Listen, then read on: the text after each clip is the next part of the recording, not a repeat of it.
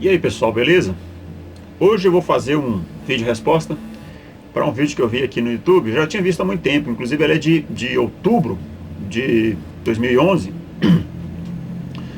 E o Pirula e o Yuri já fizeram um vídeo resposta para ele. É o primeiro desafio teísta do YouTube. Acho que se não me engano o nome dele é Rafael, do canal Sofia Zangão. O Pirula e o Yuri deram respostas perfeitas, né? Bem detalhadas e claras de uma forma que eu não poderia fazer. Só que a resposta deles está focada na pergunta.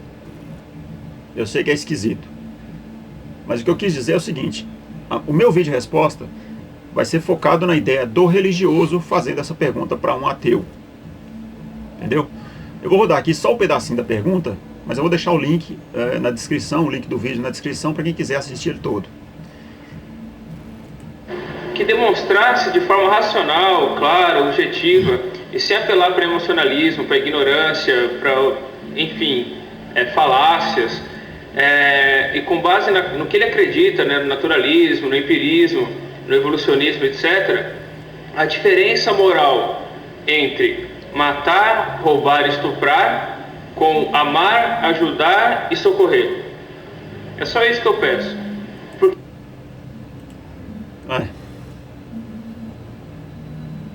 Bom, pelo que eu entendi, né, resumindo isso que ele falou, bem resumidinho, ele pergunta como nós ateus sabemos a diferença entre o certo e o errado com base na nossa filosofia de vida sem a crença em um Deus, né? Como nós não temos essa referência de um Deus, como nós conseguimos distinguir o certo do errado?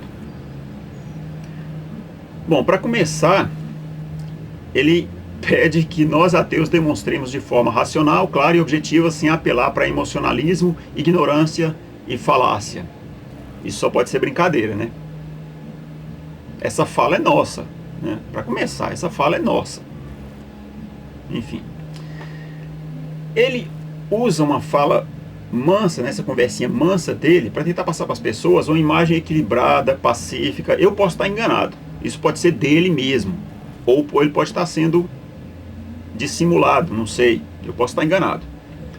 Mas na verdade a única coisa que eu vejo ali é mais um religioso tentando transformar ateu em criminoso. É só isso que eu vejo, e eu vou explicar por quê. Essa pergunta, aparentemente inofensiva, ela é incrivelmente preconceituosa por dois motivos. Ele está pondo em xeque o senso de moral e ética dos ateus simplesmente por serem ateus. Quer dizer, ele coloca as coisas da seguinte forma: eles que acreditam em Deus já têm o seu senso de moral e ética pré-definido por esse Deus, que é perfeito, imutável e inquestionável, e por definição o senso de moral e ética deles também é perfeito, imutável e inquestionável. Pelo menos é isso que eles acreditam. Vamos supor que eu faça um desafio para os religiosos. Vamos ver, eu coloco para eles lá: como é que pode pessoas que usam como fonte de moral e ética um livro místico sobre um zumbi da Era do Bronze, que é filho dele mesmo e de uma mulher que nunca fez sexo, ter coragem de questionar a moral e ética de pessoas que usam o senso crítico e o raciocínio lógico como base para distinguir o certo e o errado? Para mim isso não soa ofensivo, mas aos ouvidos do religioso, isso, pelo menos de alguns deles, isso vai soar ofensivo, certo? Segundo, ele pergunta para os ateus como é que pode os ateus terem senso de moral e ética se eles não têm uma fonte, não têm uma referência, como o caso deles, Deus. Só que tem um problema aí. Caso ele não saiba, a definição de ateísmo é simplesmente a descrença em divindades, só isso. Qualquer outra característica que ele tentar atribuir ao ateísmo é invenção da cabeça dele, certo?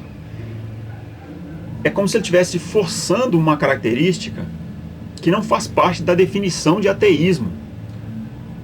Não existe o ateu, então ele segue regras diferentes. As regras da sociedade são seguidas da mesma forma por todas as pessoas, pelo ateu, pelo hindu, pelo budista, não interessa. Mas para não deixar ele no vácuo, eu vou responder a pergunta. No meu caso, o meu senso de moral e ética veio da minha criação, da educação que eu tive do meu pai, dos meus irmãos, do ambiente que eu cresci, do ambiente familiar e da sociedade que eu cresci, das experiências que eu tive, meus erros, meus acertos, e do entendimento que eu tive das leis da sociedade. Meu senso de moral e ética veio daí. É um processo simples, de aprendizado através do tempo, que não tem absolutamente nada a ver com influência sobrenatural. Já a definição de moral e ética do religioso, ou da religião, é assim: se você agir dessa forma, você vai ser recompensado. E se você agir dessa forma, você vai ser castigado.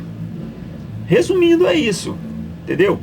Não tem nada de sensato ou de altruísta na definição de certo ou errado que a religião prega. É simplesmente obediência, só. Mas falando de moral e ética do Deus, eu não queria citar a Bíblia não, que isso é meio manjado, mas não dá para evitar. Se o cara está defendendo a ideia de Deus, ele está defendendo a Bíblia, porque a única referência que ele tem desse Deus é a Bíblia, não tem outra. É o seguinte, eu queria, com base nisso que eu falei aqui, eu queria citar uma passagem da Bíblia que, segundo ela, seria uma ordem direta de Deus para Moisés. Ela está em Números 31, capítulo 31, versículo 17 e 18.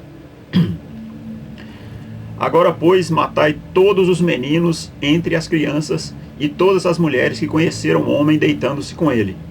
Mas todas as meninas que não conheceram o homem deitando-se com ele, deixai-as viver para vós. Na linguagem mais coloquial, isso fica mais ou menos assim. Aliás, isso fica exatamente assim. Você pode ir lá, Deus falando com Moisés, você pode ir lá, matar todo mundo, mas deixa as menininhas virgem, novinha, para você comer depois. É isso. Não tem outra explicação. Aí eu pergunto para você, religioso, que possível lição de moral e ética se pode tirar de uma coisa dessas? Você consegue me dar qualquer coisinha que você possa tirar de bom de uma passagem dessa? Não tem jeito. E antes que alguém comece a esgoelar aí, falando que isso é do Antigo Testamento, isso é uma lei antiga, é um povo antigo, que não vale agora, eu vou citar mais outra passagem. Aliás, eu já citei essa passagem em outros vídeos, mas não tem jeito, eles parecem que não entendem. Essa aqui está em Mateus capítulo 5, versículo 17 e 18. Supostamente veio do próprio Jesus Cristo, né? Em nenhum momento acredito que esse personagem tenha existido, né? Historicamente ele não existiu, não há provas históricas de que ele tenha existido, mas enfim, isso vem do próprio Jesus Cristo. Não penseis que vim destruir a lei ou os profetas. Não vim destruir, mas cumprir. Porque em verdade vos digo, até que o céu e a terra passem, de modo nenhum passará da lei um só i ou um só tio, até que tudo seja cumprido. Certo? Então aquela lei de Deus para Moisés, não está errada não, está certo, é aquilo mesmo. Não tem nada que ser mudado daquela lei. Vocês, religiosos, é que tem que se perguntar de onde é que vem o seu senso de moral e ética. Vocês ficam brigando com o seu senso crítico e seguindo leis e regras da sociedade e fingindo que estão seguindo leis da Bíblia, que todo mundo sabe que é impossível seguir. Impossível, né? Se a Bíblia é a palavra de Deus, ela deveria ser seguida de forma incondicional.